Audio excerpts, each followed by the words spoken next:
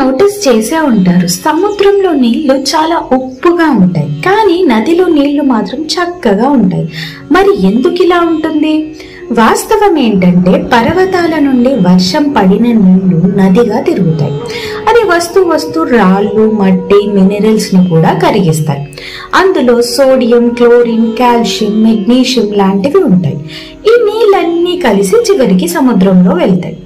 కానీ సముద్రంలో నీళ్లు సన్ హీట్ తో ఆవిరైపోయి అవి ఉప్పుగా మారిపోతాయి. ఇలా లక్షల సంవత్సరాలుగా జరిగేది ఈ ప్రాసెస్ వల్ల సముద్రపు నీళ్లు మరింత ఉప్పుగా మారాయి. సో నెక్స్ట్ టైం మీరు సముద్రం దగ్గరికి వెళ్ళినప్పుడు గుర్తుంచుకోండి, సముద్రం